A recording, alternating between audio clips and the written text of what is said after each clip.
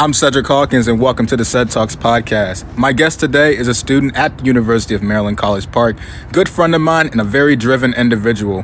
Her drive and passion is inspiring, and I can't wait to catch up with her. So without further ado, here is Marissa Kasulke. Marissa, welcome to the show. Hi, Ced. Hello, everyone listening. Yeah. How you been as of late? I've been good, a little stressed with school and everything, especially with COVID and it being online, but I've been pushing through. Yeah, same here. I mean, this has been 6 months in the making trying to get you on the show. Our schedules, They haven't been lining up, but this was just the perfect timing. It's winter break. We're just chilling, so I'm glad to be able to do this. Yes, I'm very excited too. How was your holidays with your family? It was good. Again, it was very COVID friendly. We had to do everything with 6 or less people, I think it was we did.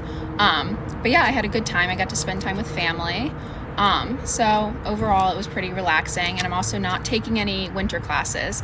That's my first time in years not taking a winter class, so it's very relaxing. Yeah, surprise, because we were at CSM together, and you were always taking classes just left and right. I was like, man, she never gets a break. But it's great to hear that you're actually taking the time to practice self-care and just relax. Yeah, it's definitely, when I first started without taking a winter class, I didn't know what to do with myself, because I was typically I'm doing classwork, I have a routine, but now I just have all this free time. So I've been doing a lot of self-care, going to the gym, having date nights for myself or anything like that, so hanging out with friends. So yeah, that's what I was last year, because last year I didn't take any winter classes, and I was just so it's what do I do with myself, I've been diving myself into school, and it was kind of weird at the time, but I appreciated that time, because it was only then that I realized I need this. I don't have to be on the grind day in and day out. I do deserve that time to just rest and just chill out for a little bit. Yeah, and I definitely think it's something that this last fall semester, I was very burnt out by the end of it. I had no motivation whatsoever. So I think I needed this time off to kind of build my motivation back up to finish off my time at University of Maryland. Yeah, for sure. How was that with, being on campus, right? Everything was online. Was it difficult for you in any way? So it wasn't extremely difficult for me personally, because like you said, we went to CSM together. I did take winter and summer classes, and those are mainly online. So I have a history of taking classes online. So it wasn't that difficult of a transition for me. But I know other students at University of Maryland, my friend Tessa, and her group of friends, they just hated it absolutely, because they've always taken classes in person. Right. And I know a lot of people don't learn well online. I just happen to be a person that I do learn well, and I like going at my own pace. Yeah. So it I wasn't bothered by it. I think that was our kind of benefit at CSM, was we always did online classes just because we always wanted to catch up and find our way out of there. And it benefited us in a lot of ways, because once the shutdown happened, it was we already know what to do pretty much. We know how to work at our own pace without the guidance of a professor. So it worked out well. Yeah, we definitely had that internal motivation piece where it was we don't need to be going to class to be motivated to do the work. And I think both of us honestly are very driven people. Yeah. And I think we're both very intelligent, and so we like learning. So I definitely think this whole transition to COVID safe classrooms wasn't that big of a transition for me. Yeah, exactly. And so when it happened back in March, that was your first semester pretty much out of CSM. Yes. So how did that impact you when everything got shut down? So I definitely do not have the connection to College Park that other students do. I'm kind of, I'm graduating in 3 years. Yeah. I was very driven to get out, and I think I was a little weary about going to College Park, because it was what if I have a ton of fun? What if I'm going to regret graduating early? But I think that my first semester, it being cut short, I didn't get the opportunity to join things on campus, or even, I didn't get an opportunity to go out a lot with friends, just because it was 2 months that I was there. Right. And so I'm not very tied to College Park, if that makes sense. Yeah, it totally makes sense. Yes, I do think their curriculum and education that they give is very good. I just don't necessarily, I'm not in love with the school. Right. But I do think it was a lot in part to COVID, and that the fact that I didn't get any relationships with other students while I was there in those 2 months. So yeah, it definitely was impacted. Yeah, I would say with me with CSM, I was doing 5 classes at the time. Mm-hmm. Something I was pretty used to, but I was pretty much burnt out at that point. Yeah. And so once the shutdown happened, I was like, oh, this is great. I get to go home and actually work at my own pace. Yeah. And then graduation was taken away from me, and I had just gotten my Honor Roll Society medals and all of that. So I was pretty much ready to, show off on graduation day. So when that was taken away from me, that really affected me. Yeah. Because I had worked so hard at 2 years at that point. You knew how hard I worked. Yeah. And so for that to be kind of taken away, it hurt in a way, but I'm still proud that I was able to make it out of there in the middle of a pandemic. Yes, I will agree with you. And I personally, for me, I'm a little worried about this semester because I'm supposed to graduate from College Park. Gotcha. And I do not think there's going to be a graduation. Or it'll be like one of those online ones. And it's just not the same. I do think that like whether it's like an associate's or like a bachelor's or like whatever, like you worked extremely hard for that degree. Exactly. And it's going to take you farther in life. So I do think it's like we are deprived of our graduation and like the celebration that's supposed to be about us. Yeah. So I'm not excited. Like I'm a little nervous about that. Mm-hmm. But I still I'm like determined to have like graduation photos and everything, because again, I did work very hard like to graduate in 3 years. Yeah. So Yeah, and with me, I didn't even have a graduation party because of COVID. And then when I graduated high school, I was like against having a party. Like I was like, no party. Like I don't want to celebrate. It's just a high school graduation. And it's like now coming around, it's like I recognize all the hard work.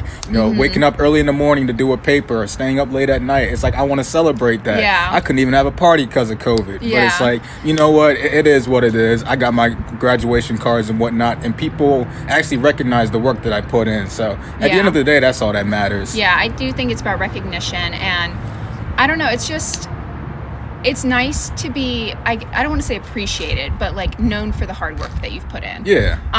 And I'm like the same way. I did not have anything when I graduated high school. I was like, no, like college graduation is going to be the big one. Yeah. Like I had planned for a college graduation. So it's definitely, I don't know, it's definitely changed my plans a little bit. Right. But I'm still pushing. Yeah.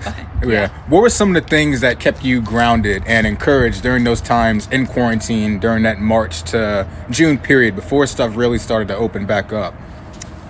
That's kind of a tough one. Ooh. I would definitely say, like, what kept me like sane while being in quarantine, I did still work out every day. Mm-hmm. Obviously it was at home, and I obviously don't have like a home gym or anything. And so I had to like kind of make use of what I had. Mm-hmm. And then I started going on like these like 4-mile walks every day. So that was just something that was very nice to like clear my head, especially with being locked up in a house. And it was like, I live in a very small house. So it was like all 3 of my family members were there. Sometimes like my mom's boyfriend, like just very cramped. Mm-hmm. And I don't know, it was just very nice to clear your head at the end of every day, because I would do it in the evening. Especially since it, like when the quarantine started, it was March and we were still in like school. Right. It was just that transition to the like online platform. But no, I would definitely say that like exercise, and I guess you could count that as self-care, mm-hmm. did keep me grounded and keep me sane. I would also say thinking of my family, because although I'm not so concerned about COVID for myself, like I think if I were to get COVID, I would most likely be fine, or I hope I would be fine. Yeah. Because I am young and I try to be healthy and all of that.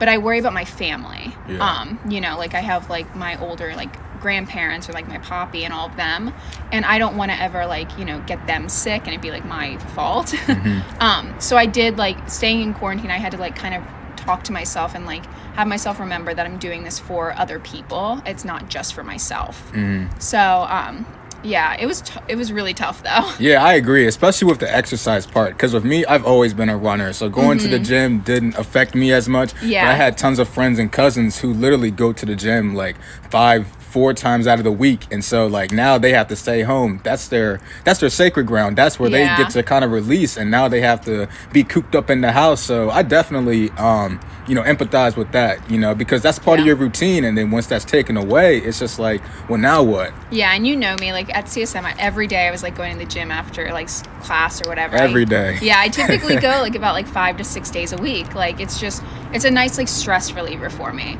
And I think it was also really hard because I didn't get to see my friends a lot during like quarantine either, because you also figure like, you know, my best friend like Alexis, like her mom works at the hospital. Yeah. You know, like that's something that they like wanted to be like careful about.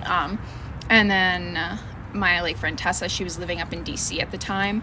But so I didn't get to see my friends a lot, which was also probably for the best, like in terms of like how the COVID spike. Yeah. But no, it was definitely hard, and I'm glad we're like I'm hoping we're like kind of towards the end of the tunnel, like the light at the end of the tunnel, with like the vaccine and everything being out. Yeah. But I still think we're gonna have like the rest of the year, I think it's going to be like recouping from this like quarantine and COVID spike. Yeah, I agree. It's just about recovery. I think the numbers are still going up. Like I still have a ton of anxiety when I go out and whatnot. But, you know, I still stay home because at the end of the day, like you said, I'm doing this for my family members, for my mom and my grandparents who I see on a weekly basis. So it's all about recovery this year. I don't think, you know, it's going to go away within a year. Oh, yeah. Not maybe another 2 years probably. But, you know, we're doing what we can, you know, making the most out of it. Yeah, and I definitely want to touch on like how you said like when you go out, like you kind of get like anxiety.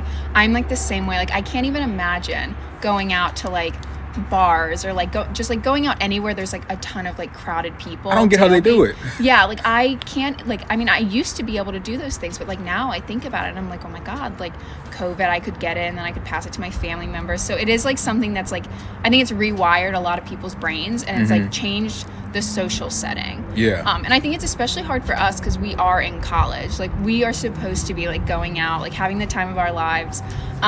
And we just like can't. Yeah, exactly. So it's tough. Yeah. I want to talk about a time when there was no COVID. Your childhood growing up here in Calvert County, what was that like for you as a kid? So I moved here when I was 3 years old. Before I lived up in Annapolis. But I mean, my time here was it was great. I will recognize I did have like a lot of privilege. You know, I grew up like in a 2-parent household. And then I had like a brother who was like, you know, kind of like my built-in friend, like he had to play with me. And then, you know, like financially, we weren't like well off or anything, but we were like comfortable. We had like a nice house and like, you know, we had all the pets. So my time in Calvert County was definitely great growing up, and I had, you know, neighbors who I would like go to their house every day. I have a lot of fond memories here in Calvert County. Going off of that, I love Calvert County in the sense of like it's like my home where I grew up. Do I want to stay here forever? Like not really. But it's given me a lot of good memories, and I think whether it's from my childhood or even like high school, I'm thankful that I had what I did. Yeah, I agree too. Like, I'll admit too, like, I lived a very privileged life growing up. I was very blessed to have 2 parents in the household, great household, both sets of grandparents. Like, most kids my age don't really get to experience that. So I was blessed to experience that. And most people, they crap on Calvert County, right? They say that it's a terrible place, like, oh, there's nothing to do here. And it's like, you know, I like the simplicity of it. I like the quietness of everything. But as you touched on, like, this is home, but I do want to expand my horizons. Just get out and travel and just see the world. Yeah, it's definitely, I think this is a place I will 100% admit that it's a really good place to raise families and to like when you're ready to settle down, like Calvert County is great. Because you figure like you're close to the water, you're close to like mountains, like you're in driving distance of like everything, I feel. Right. But like for like our age group, like there's not much to do. Yeah. But it is like, I don't know, it's definitely that like small town homegrown like feeling. Yeah. But yeah, I do want to go out and experience other things. And like my thinking of it is that, you know, like I said, like this place will always be home, but I want to go out and like experience other things, maybe like live a couple different places. And if I want, I can always come back here. Like I'll always have family here. I'll always have like roots. So if I ever, you know, decide, you know, I'm ready to like settle down, I'll just move back. Yeah, for sure. Touching back on earlier in the year, you actually lived out of the county. You lived on campus, I would say, or in an apartment away from home. How was that experience? Did you have any homesickness, or did you adjust well to being away from home? So I wouldn't say I had homesickness. it was definitely a transition because I was used to like constantly being surrounded, especially with quarantine. Like I was constantly with my mom and my brother. So it was like a different environment. I will say I did enjoy it because I liked the College Park is more of like a city living type situation. Not the nicest city, but it is city living.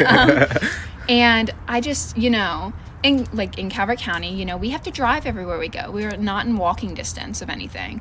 And I just thought it was so like crazy that like, I can walk like 2 blocks up and like I can go to the grocery store. Like I can walk to the grocery store. I can walk to like my favorite restaurant. I can do this. So it was definitely eye-opening that like, I guess like I knew that like other places were different from Calvert County, but it was like I had never lived it. So living it was definitely like an eye-opener and kind of made me also realize like things I don't like about like city living, but things that I do like about city living. Like I enjoy being close to everything and like being able to walk everywhere. I don't necessarily enjoy like the small apartments because I like having a bigger space to do things. Right. So there's just a lot that I learned from it, and I'm glad I did because I do think I also learned to be more independent. I feel as if I'm already like kind of an independent person, but that taught me, like how to manage my time in a way that I never have before, like doing grocery shopping, running errands such as like, I don't know, like doing my laundry or like I'm trying to like home shopping. Like I literally went home decor shopping, stuff that I typically don't do around here. Right. So it taught me a lot. Yeah, I'm glad you had that experience. Like, it's like ever since I've graduated high school, like that time period of like 2018, I had like this biggest fear of being independent and just like being on my own in a way. And it's like, now I'm pretty much doing it. Like I've checked off the boxes of doing grocery shopping, paying bills, like all of that. And it's like the one thing I haven't done is lived on my own, like away from family. And like some of them, they want me to get that experience, but it's like that part of me just doesn't know if I'm ready for that yet. Yeah. But I'll only know if I really get into it. Obviously with COVID, it's really difficult to do that. Yeah. But, who knows, sometime down the road, I'll move down to Bowie and get that experience. Yeah. And I definitely think that I expected the homesickness to be kind of a bigger role because, like I said, I'm constantly surrounded by my family. So I did expect to kind of have that like realization where I was like, oh, like I kind of miss being around like them all the time. But I truthfully didn't have that just because I was constantly texting my mom or she was texting me. Like I feel like technology in that way like kind of aids that like part of it, like moving out on your own. Oh yeah, for because sure. you can constantly communicate with like your siblings or your mom and your dad and like all of them, and like FaceTime's like a thing. I also think it did help that like I was only like 45 minutes to an hour away. Yeah. It'd be probably a little different if I moved, like halfway across the country or something. Yeah. But no, I definitely think it taught me a lot. Got you. And so when you think about your family growing up, what were some of the morals and values that they instilled in you? Some traits that you still carry to this day? Well, I definitely think a lot of people in the county know my mom. Right. She's a very, very friendly person. And so from like a young age, she always taught me, like treat people how you want to be treated. And that's a very, like, I feel like a lot of parents teach that. But I think my mom lived by it too, which helped in that because I would see her treating people that she necessarily didn't get along with, but she would treat them with like respect and like kindness. So that kind of taught me to be, as respectful as I can, even if I don't necessarily agree with somebody. I don't know. I think my mom has instilled like a lot of moral values into me that have made me the person I am today. A lot of that does stem from like treating people with kindness and being respectful and never deliberately trying to hurt someone. Because like I think, I don't know, like I know there's like that whole like kind of like cheesy quote, but it's like, you never know what somebody else is like going through. Yeah. And so she has kind of raised me on that, like to be as kind as you can. Yeah. It's a nice thing to be able to just treat somebody with kindness, even if you know that they're just a very bad person or they have like these radical thoughts and whatnot. Just being able to say like, hey, how you doing? Just acknowledge them with like a smile. I've had times where I've had bad days, and someone will come up to me and be like, hey, Ced, like, what's up, Ced? I'd be like, oh, hey, like, how you doing? And then that brightens my day, because like someone's happy to see me, even though deep down I'm feeling like crappy inside. It's a very rewarding feeling. Yeah, and I definitely think that like a lot of that, like, as you know, my major is like psychology, and so a lot of times like we'll be like either watching TV or even just like actually like talking to a person like afterwards. Like, I necessarily don't agree, like, to me they may come off as like I don't want to say a difficult person, but just like they have maybe different like values than me. They come across as maybe more like aggressive, or just like, I don't want to say mean, but you get what I'm saying. Yeah, for sure. But like I kind of, because of like the moral values that my mom has instilled to me, I kind of sit there and I'm like, well, like, you know, like he could be like going through this today, or, you know, maybe it's because of this. If I know anything about him or her, like I will be like, oh, well, maybe it's like this from when they like were growing up. Like that's like kind of like the psychology brain of mine, where I look at it from so many different angles, and that I think allows me to be more accepting of people and to treat them like the best way I know how to. Yeah, I'm not a psychology major, but it's always like I'm like psychoanalyzing somebody in my mind mentally. Like, I'm big into books now. Like, I'll read different characters and I'm like, I wonder what their backstory is. Like, why are they acting this way, or like behaving this way? And then like, it's nice to know that I'm not the only one who thinks that way, because I took an English class last semester and my professor was like, oh yeah, I do the same things. I was like, like, it's very interesting to get into like the brain and see how it functions. Yeah, I 100% agree. It's just, and I think it tells you a lot about the person. It could be like the smallest detail, but then you could be like, oh, well, that's why they think like this, they act like that. So I think, I don't know, it's just, I try to be as accepting as I can. Yeah. So yeah. School life here in Calvert County, everybody has opposing views on it. How would you describe your time within the Calvert County public school system?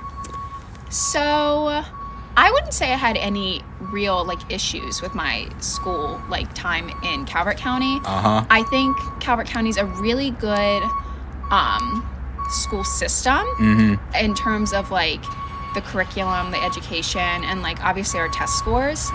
And this is something that I find really interesting, because as you know, like my mom's a principal now, but was a teacher, and sometimes I tune in to the Board of Education meetings, and I just I'm shocked at how they think about some things. Yeah. Because it just makes no sense to me, and I think I said earlier, like, we're both very intelligent people. Yeah. And I think that sometimes when you hear like these people who are literally in charge of like the youth's like education and how they like think about things, and you can say like affirmatively like what they're saying or like thinking is wrong because like there's either like studies on it or something. Yeah. I think that's shocking. I do think we have a great education system. Yeah. I wonder in part though, a lot of times, about how much of that is correlated with the education here, or if it's more so correlated with the fact that Calvert County is a wealthier county. That makes sense. Yeah. And like there's been tons of studies that are like, you know, like higher SES means that like, you know, like the parents of children typically are more educated, and then they in turn like educate their children from a very young age, which like, you know, shows like higher test scores, all of that. Yeah, exactly. And so I do think that like part of the reason this county is so good with like our test scores and like our grades is because this is a wealthier county. We have a lot of parents here that are like college educated. But again, I enjoyed my time here, especially at Huntingtown High School. You know, middle school's like the weird years that, you know, absolutely transition. But and like I loved elementary school, especially since like, you know, my mom was like a teacher back then, and so she was always there in like the school with me. But yeah, no, I thought it was great. I enjoyed my time with Casey Golden, the gym teacher. Loved like her as a teacher. I loved, you know, I had Kerwin. He was like pretty cool. Yeah. So I have no bad memories from like Calvert County schools. Yeah, your mom actually taught me, like, I think I did speech in 2nd and 3rd grade because I had like a stutter, and I remember always being in there with her, and she would always help me out. She was always so nice and sweet to me. Yeah, and yeah, she used to be the I can't remember, like reading specialist, I think it was. Yeah, so it was, but like having her in the school, even though I never had her teach me, it was just nice to know that she was like close by, especially when you're that young. You know, like a lot of times you just want to be around your parents. But yeah, no. And then like high school, that's like, I still talk to a lot of people that I went to high school with, like, you know what I mean? Like I talk to you, like there's like a couple other people, like I have my 2 best friends, like, so I definitely think I had a pretty like good time with Calvert County schooling. Do you still keep in touch with some of your mentors here in any way? Not really. I wish I did, but I truthfully don't. And I definitely think that progressing to college gave me more mentors. Right. You know what I mean? Exactly. Like, I think we both had Professor LaCroix. Yes, I was gonna get onto her later on. Okay, yeah, no. I loved her. And I think I would consider her a mentor in like both like the English domain and then also like the women's studies domain. So, I don't know. I just don't really keep in touch with a lot of my mentors from here. I'll see them once in a while, like when I'm out, obviously, because we live in such a small county. Exactly. And like, again, like we talk and like we'll catch up and stuff, but it's not like a regular thing. Right. I feel you. It's only like a few here. Like I have Kerwin's number, Coach Tobias, I have his number. We're actually cousins, which I didn't know until this year. So that's pretty cool. And just a few teachers that I keep in touch with, keep tabs with here and there. Just because, you know, they made such a profound impact in my life, and however I can, you know, use them to continue to get by in life, it's just that'll help me out. Yeah, definitely. I agree with that. You work out a lot, right? Nutrition and exercising, that's a big proponent of you. Do you ever find it difficult to, you know, balance those things with school on top of managing a social life? I would say sometimes. I think I don't really look at like nutrition and like working out as like something that's like kind of like a task that I have to do. To me, it's like a huge like stress reliever. And well, at least the working out part is. And then like the eating right, that's just, sorry, I was gonna live that. But the eating right, that's, sorry, I'm gonna let it pass. No, you're good. But no, the eating right thing is just, I mean, I try to eat intuitively, if you know what that means.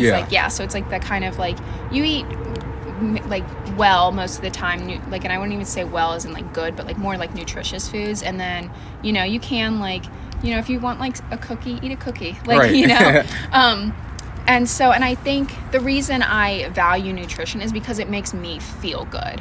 I think, not that like, you know, I'm not like hating on anybody that eats like, you know, fast food or anything like that, because I will agree it's like good. But I will not feel good about like internally. I wouldn't even say like externally. Just internally, I will not feel good if I eat like that.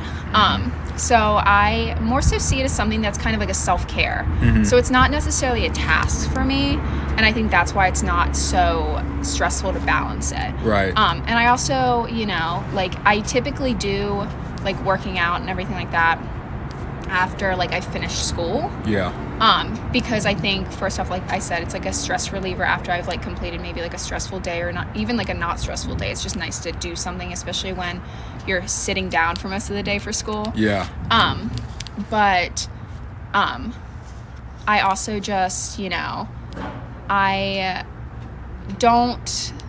love my workouts, if that makes sense. I agree. Like I make a point to work out only do workouts that I know I will enjoy. I don't like ever want to be like going through a workout and be like, I hate this. Like I want it to be finished.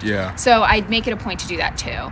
And then for the social life thing, I mean, I think it's like the same thing. Like all of my friends are kind of the same way, if that makes sense. We all, you know, work out like pretty regularly, and we also like during the week, that's like our like school, like we are focused on school. But when the weekend comes is typically when we will like hang out or like go out or something like that. I agree. It's a good way to balance it with like diet. With me, it's like I've completely like changed my life with diet within the last like year and a half, basically, because I used to be that one who always just ate fast food, no fruits and vegetables whatsoever, even though that's what I grew up eating on. But it was like that final semester at CSM, close to like the final semester, like my body started just changing on me because of the way I was eating and not frequently exercising the way I should have been. So that's when I decided to just change my life around and do that. And it's done just wonders for me. Like, I'm more energized. I don't feel as lethargic or sluggish. And it's like, even now, like this year I started cooking breakfast. I mean, I would snack on fruits and whatnot. Now I'm cooking omelets and stuff, scrambling eggs and all that with my fruit. And it's like, I feel more energized, like ready to conquer the day. So it's changed my life in a lot of ways. Yeah. And I agree with you on I grew up eating like fast food. Like, nobody in my family has ever necessarily cared about what they put into their body. And I don't mean that in a negative way. They've just never really thought about it. Yeah. And it's just kind of like whatever's like convenient, which is like, I also think is important when like you know, work a full-time job, and then you also like have like errands you need to run, like things you need to take care of. So I do understand the convenient part. And I think that's why, like, even if I do get fast food, I try to make like the healthier decisions, like, you know, like a salad or something grilled, or just like, you know, but I do think like, again, I think like diet and like, or diet nutrition and like working out, it needs to fit with your lifestyle. Right. And I think that's like what's key to keeping it like consistent and making you feel your best. Yeah, same with my family too. Like, my family, we got histories of diabetes, high blood pressure. They just like they like the foods with high fats in it, like the fast foods, the fried foods and all that. And I've gotten my grandfather to wean off of that, like to eat more salads from Chick-fil-A instead of eating the chicken sandwich, you know, with grilled chicken nuggets in it. Like, that's what's gonna help you out, and that's what's gonna fuel your body. And it's something that I like, as well as exercise too. Like, besides jogging, I do upper body stuff besides cardio, but I still value my cardio because that's what keeps me going. That's what keeps me moving. Yeah. See, I've never been a big cardio person. Oh yeah. Yeah. I don't know. Like, I admire people that love to run. Yeah. I've never been that like girl that loves to, you know, go on a couple mile run. I'll go on a couple mile walk and I'll be fine. But like, so when I typically go to the gym, I do like resistance training or like weightlifting. Yeah. But yeah, again, like, I think it just needs to fit in with your life. And I have tried making like, or not, I don't want to say making, but like influencing my family and what they eat. Because my family also has like a history of, you know, like heart disease or like anything like that. Yeah. So I've started cooking dinners Monday and Wednesday, and they're usually pretty healthy.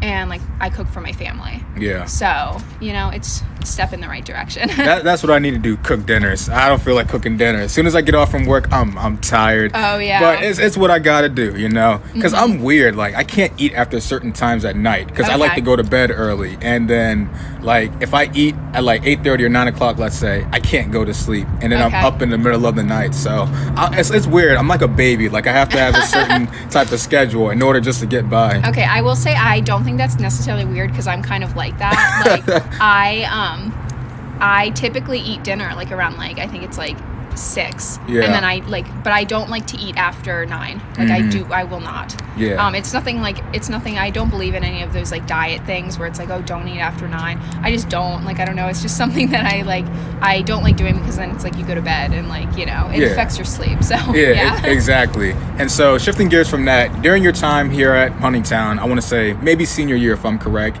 you had plans of going to the University of Tennessee, and those plans fell through. Talk to me about that. So it was very, I don't want to say it was awful because I think in like the long run, it was what I needed because senior year had a lot of trouble deciding on where I would go. Like, I truthfully like didn't know where I wanted to be, and I didn't know what I really wanted to do. I had actually wanted to do psychology, junior year, and then I kind of had decided, and I applied to all of my colleges with the idea that I was going to be doing psychology. But then I talked to a lot of people, like, and they were like, oh, well, you like will never get a job with psychology. And it kind of freaked me out. So what happened with like University of Tennessee was basically like, I tried to change my major, but the major that I wanted to change to was interior design, which is also something I like.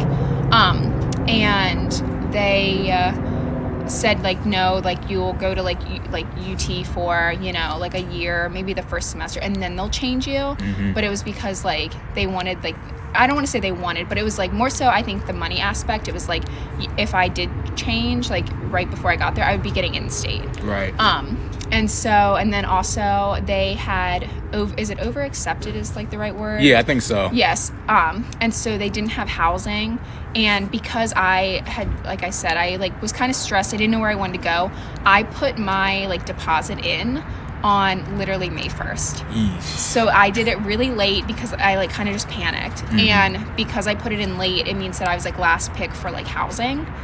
And so I didn't like, I would have gotten housing, but it wasn't like permanent housing. Like they were going to put us up somewhere until like, you know, either like students like, you know, kind of like dropped out or like transferred, something like that, or until they got it figured out. And then I think the last straw was kind of like my roommate, the girl I was supposed to room with, she decided not to go there. And so I don't know, I think it was just a lot of factors, but in the long run I do think it was what I needed because I didn't know what I wanted to do exactly.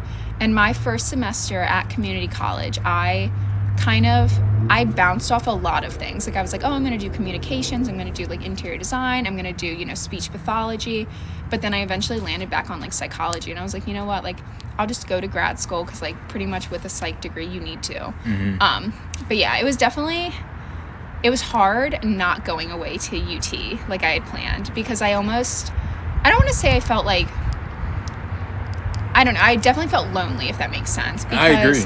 Like, all of my friends had gone away, and even if they didn't go super far, even if they just went to UMD, it wasn't like I was seeing them as frequently as I used to. So it was definitely a big transition that I like struggled with, if that makes sense. No, I agree with you. I was the same way because I wanted to go to Bowie State, and then, you know, my mom knew really deep down, like I don't really do well with people. I still don't really do well with them, but I'm more, you know, social. But at the time, I wasn't ready to live in a dorm, you know, with some guy that I didn't know, having to share my own space. Like I like having my own space. I like my independence. So she was like, why don't you start off at CSM, you know, maybe mature in that aspect, get your associates, and then from there we can do the next step. And so I was like, okay, that's fine. And so that first semester at CSM, you know, it was great, but like you said, it was a huge transition, you know, away from my friends. Some of them went away. Some of them had different classes than me. You know, I'm with classes with people that I don't really know, I'm not really acquainted with. And so it did get lonely at times, especially the workload too, because I never had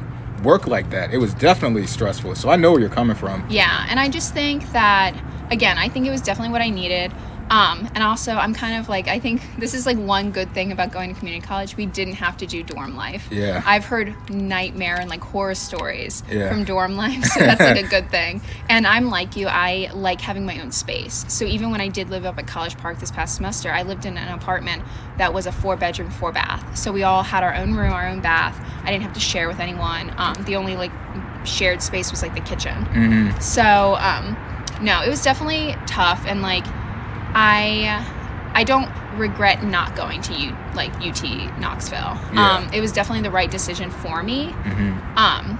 I do like think about it sometimes. I'm kind of like, like what would my life be like if I was like there? And like, let's say I had like changed my major to like interior design. Like sometimes I like to think about it, but I do think I made the right decision in the end. Yeah, it's weird how life works like that, where we have this one plan, then that plan goes up into shambles, and it's kind of like, now what? And you get taken down this new direction, and you don't think it's going to work out, and you completely hate it for a while, but then it kind of grows on you, and then you start to, you know, appreciate, you know, what you're doing now. And it's like, oh, okay, like maybe this was the right move for me to take. Yeah, and I definitely think like with going to Knoxville, like my concern wasn't necessarily that I would have an issue like living away from home. I actually think I was like pretty okay with that.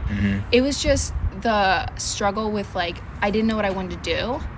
And I also, you know, I think that when you're a freshman going to a campus where you know no one, it's especially stressful. And then you like have decisions like, do I want to like do Greek life? Do I want to join clubs? Do I want to do this? Like, and then there's like the football games. And so it's just, I mean, I think it's a different experience than obviously that I've had.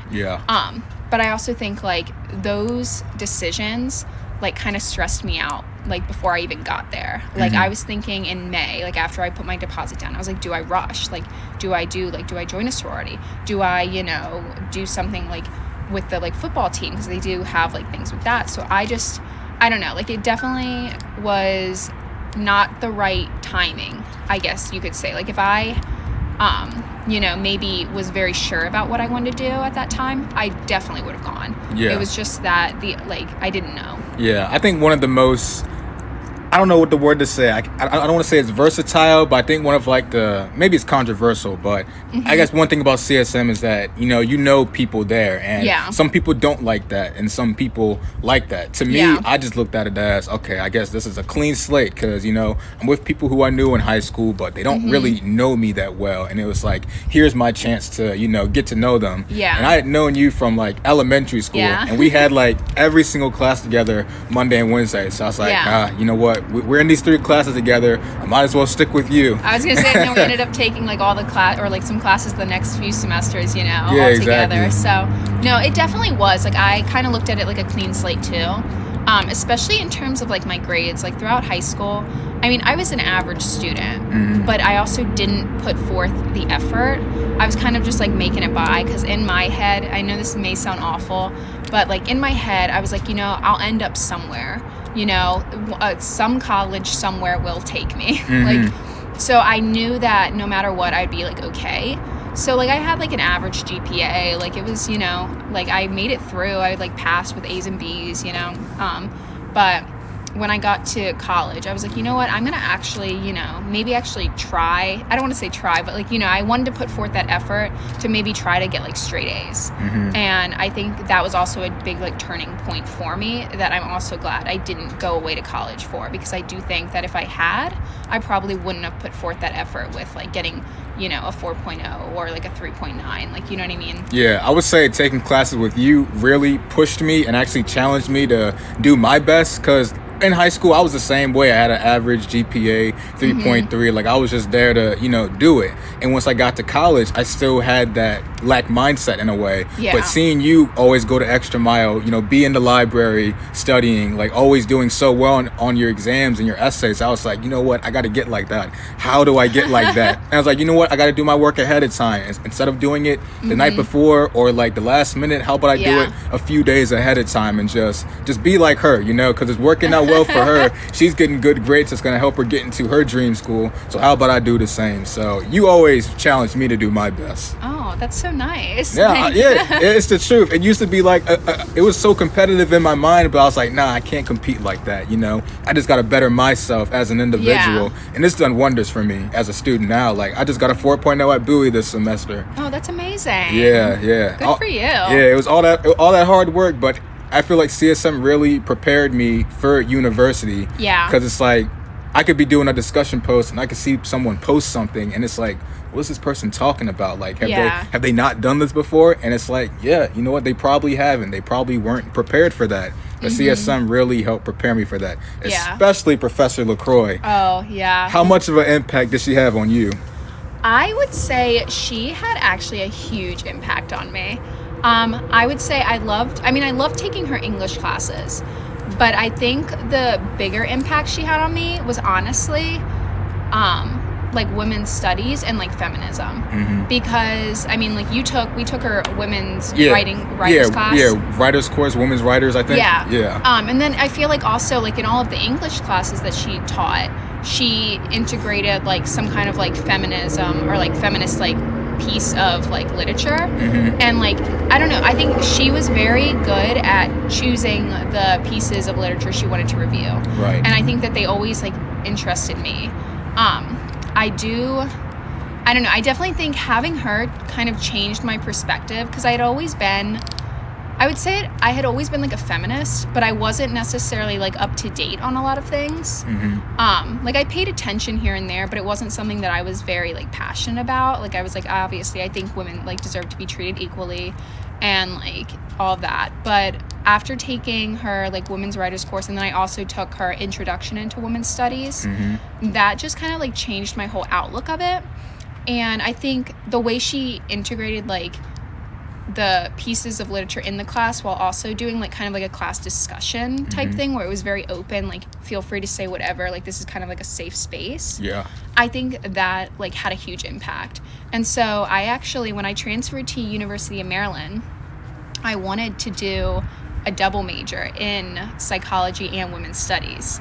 I ended up not doing it, but I still, like at University of Maryland, like when I have to take an elective, I do like women's studies classes, because I just think it's just, I guess I'm passionate about it now. I'll say that she, like, kind of made me passionate about a thing that I wasn't, like, before. Yeah.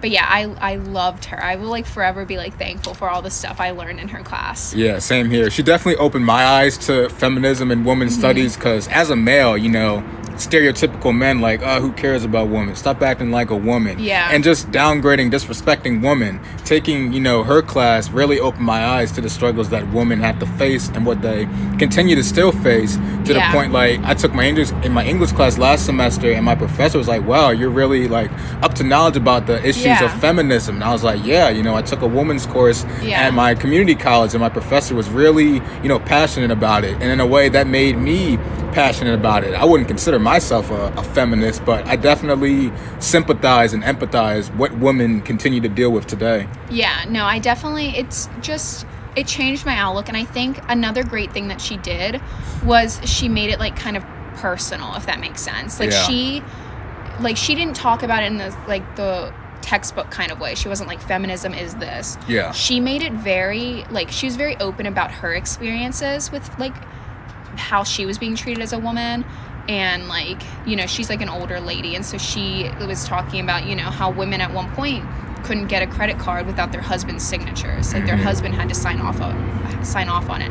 And she thought that was wild that her husband at the time had to do that. But I just think, I don't know, she did a very good job. And I think she also made it, I don't want to say, she kind of made it so that it tied in with, like, our emotions and, like, the emotional side of, like, how we think. Yeah. And I think that's why it's also, like, something that I'm very passionate about now. But yeah, no, she was definitely probably my favorite college professor so far. For sure. She really impacted me, because I remember before taking her class freshman year, I would go and rate my professor. Everybody had these terrible ratings about her, and I got freaked out. And so when I walked into her classroom, immediately, like, my guard was up. I didn't want to make any mistakes and whatever. And I think we had our first paper, and I had no idea how to write it, how to format it. And I went into her office, and she sat down, pulled a piece of paper out, and she literally sat down and worked with me through it. Just the fact that, you know, she cared enough just to do it. It showed me her passion for just teaching and showing me the art of literature. It's like, literature is more than just writing a topic sentence, a body paragraph, and a conclusion. You know, you have to dive deep into the story to, you know, explain the meaning and why the story matters in your opinion, not the author's opinion. And so I always appreciated that from her. And just, she gave me great life advice too, just with coping with college and everything when I was in her office. No, she definitely was, I would say, like, I don't want to say one of a kind professor, but she was somebody who stood out among the other ones that I've had so far, even at University of Maryland. I don't know, I think overall she was, like, a good person, if that makes sense. Yeah.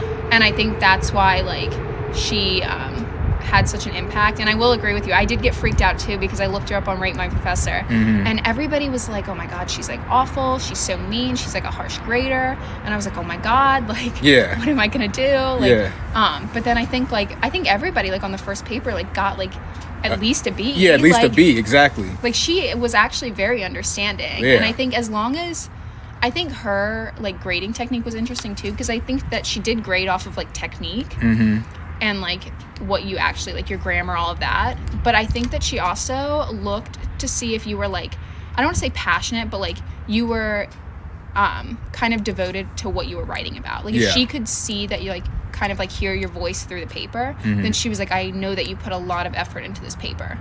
So I think she just wanted you to really just learn. She wanted you to learn from your mistakes, because if you kept making the same mistakes, she was going to pretty much mark your paper up and give you the same grade. But if you really wanted to learn what you did wrong, then she would have no problem with helping you. Like, one of my professors at Bowie State told me on the first day, was like, look, I'm not here to teach students, I'm here to teach scholars. Like, I don't like students. Students are average. They just sit in the back. They don't do nothing. They just show up. I want someone who's going to show up and they want to learn. They want to be different and unique. And I think, you know, she did a great job in teaching us, you know, us high school students, learning nothing about college, taught us how to be great scholars. Yeah, I 100% agree. Yeah. And so, you know, during your time at CSM, you were preparing to leave early.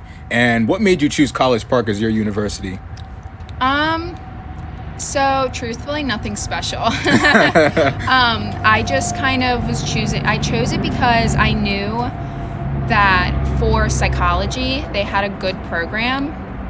And like I said, I'm preparing to go to graduate school, and I know grad school is like really expensive. I also do want to go to graduate school outside of Maryland because I do want to get those other experiences. Yeah. And so I kind of looked at it as in like, okay, like I should try to save money. And I had narrowed it down between Towson and University of Maryland. And I truthfully like Towson's campus a lot better. I think, and I like the area of Towson. Like if I were to ever move back to Maryland, especially like when I'm older, I would love to live there. But I kind of decided, I was like, you know what, I can't look at it for like the school. Because I knew I was going to shorten my time there too. I've only spent like a year and a half. Yeah. And so I was like, you know, like I need to look at it for like the program. And I knew that University of Maryland's psychology program was, I don't want to say better, but like they have like, okay, you know, the attachment styles that like we've talked about. Yeah. So they have one of the researchers who worked on that working at University of Maryland. So I was like, you know what, like I just think I'll go to University of Maryland just for the education and only that, because my original plan was actually just to commute my entire time I was there. Okay. But then I decided to live up there for a semester just to see what it'd be like. But no, it definitely wasn't anything like I wasn't like, oh, I love the school, like I'm gonna go there. It was more so just what's the cheapest, what's gonna give me like the best education, and what's gonna, you know, be, I don't want to say easiest for me, but like as in like time, like commuting and stuff. Yeah. What's gonna be like the like least time, I don't know, strickening or whatever. Yeah, no, I feel you. There must be something about Towson, because literally everybody I know goes to Towson. It's just, it's insane. Yeah, no, I like the area of Towson a lot, and I have family up there, and it reminds me, especially of like West Towson, which is kind of like the more historical homes. They just, I don't know, it kind of gives me like small town feel, like vibes or whatever, but it's definitely still a city. Like you can walk to things, like, you know. Yeah. But yeah, I just, you know, if I had thought about it, and actually for graduate school I am applying to Towson just kind of as like a, in case like I decide I don't want to leave Maryland. But yeah. Got you. What are some of the goals that you have for yourself now that we're in the new year? It's 2021. What are some things that you hope to achieve this year? It's a bit hard. Okay. Well, as for like my New Year's resolutions that I've like made, I think like 3. My first one was actually to cook more, because I actually do enjoy cooking. I see it as like a self-care activity. So that was like one thing that was kind of like my goal, and I've been trying to stay on top of. Like I cook dinner, like I said, Monday and Wednesdays, and then I will do other days. But those are like in my household, that's like kind of like our schedule. So definitely that. And truthfully, I wanted to focus more on myself for like the new year. I think in the past, I don't want to say I've worried a lot about like what other people think of me, but I have worried about like, you know, how I look to other people, or like how can I like please somebody else. Right. And so I would say my biggest goal for like 2021 is that I just want to be happy with myself, and kind of, I want to put myself first. And I think truthfully I deserve it. Right, exactly. So I would say that's like probably my biggest, and just like, you know, participating in like self-care activities, like in different kinds. Like everybody knows about like a self-care night where you know you do like a face mask or something, but you know, there's also like different things. Like I think, like I said, working out's one. Even like taking yourself on like a date or something, you know, like going out by yourself, going to a restaurant, like anything like that. So I would say, yeah, that's my goal. And obviously I want to like graduate, like and everything. And just, I want to try to end like with a good GPA. And yeah, so, and then like hopefully proceed to graduate school, and hopefully it's like my dream school. But, yeah, so. Yeah, I feel you. All right, one question before I get to my final question. Okay. Do you like scheduling? Do you schedule your days out? Because that's something I've been getting into towards late last year, into this year, just scheduling stuff out to keep myself more focused on my day. Is that something you do? Yes, I definitely do that, especially, so I haven't been doing it recently, or like actually it was just since break, because like I said, I'm not taking a class. I kind of wanted to take this time to like relax and do like what I need to. But there definitely are like when I get into like the school year, and even now, like once in a while I will schedule out like a day. I am somebody that kind of likes routines and schedules. So like, even like I said, I was cooking more. I will literally like put out my schedule, and then I'll be like, tonight I'm having this for dinner, and like I put like the ingredients and like how, like, you know what I mean? Yeah. So I definitely do schedule. I think it's very useful, and I think I have like 3 calendars that just like keep myself like on track, if that makes sense. Yeah. It's insane how I went through CSM with like no routine, no planners, no schedules whatsoever. And it's like now that my responsibility load is kind of increased, it's like now I plan everything out. It's like I said earlier, I feel like a baby because I'm on schedule with everything. Yeah. It's like after this, like I'm probably going to go run and work out, like take in the nice weather, and then I'm going to go to work and print out my project for school, and then just do some rest. It's like the simple things like that. That's just what keeps me structured, and it keeps me organized. And I don't feel like frazzled or anything, because I used to feel like that all the time if I couldn't remember what I needed to do. Yeah, definitely. And so my final question to you before I go ahead and let you go. This is a really great conversation. I loved it. Oh, I know. I was very nervous for this podcast, but I'm actually pretty calm now. I feel like it's just a conversation. Yeah, exactly. That's what I told you beforehand. Is that, you know, if you could offer a piece of advice to anybody going through some type of turmoil or struggle, you know, what would you say to that individual? I definitely think that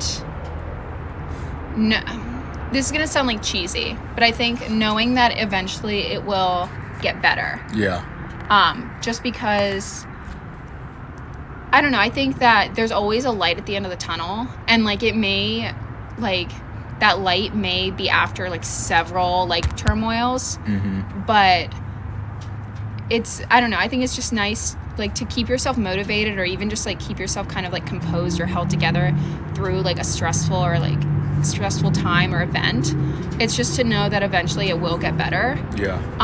And that's like, I think that's what keeps me like composed, is like eventually, you know, I won't have to deal with this. Eventually I'll have like myself together, and I'll like encounter other like turmoils or like stressful events, traumatic events, but like eventually those will be over, and then I'll move on, like, and I'll progress. I think it's about like, I look at everything through like a learning perspective. Like I'm like, you know, just because I'm like struggling right now doesn't mean I'll be struggling in the future, and then it will teach me new like ways to like cope. Yeah. One of the things my mom always tells me is your health's your wealth, not just your physical health, but your mental health as well. Yeah. I've always been someone that kind of puts on my strong face, and I just keep going on. But, you know, eventually those emotions are going to come out eventually. And so doing different activities to let those emotions come out, or even just talking to people, you know, I think that's what helps me out. That's what gets things better. You know, there's always something. I feel like that's just life in general. But, you know, finding ways to, I guess, cope with those emotions is what gets it better. Yeah, I definitely think like, I think every person's different too. Like, you know, some people may like need somebody to talk to. Other people may not want to. Like I'm typically the type of person where, I mean, I do talk to people, but I typically will kind of like put on my strong face, like you said, and like I kind of figure out ways that I can handle it by myself. Yeah. And I will ask for help if like eventually I know like I can't continue like doing it by myself. Yeah. But I do try to handle it alone and independently. Just before I like, I don't want to say bother, because it's not a bother if you're struggling, but it's definitely, I don't know. It's just, you know, it's every person's different. So I think it's truthfully like up to how you cope with like these things. So, for sure. Well, thank you so much for this conversation. Like, I'm glad we got to sit down and catch up, and it was just amazing getting to talk with you again. Yeah, it was pretty cool. Like, I'm actually like pretty, like, I feel good about this. Thank you for having me. Yeah, for sure. Like I told you, I've been trying to get you on for months now. I know. We've both been so busy. But I'm glad this was happening. This was episode 70 of the CedTalks Podcast. Stay blessed and stay encouraged, and I'll be back soon.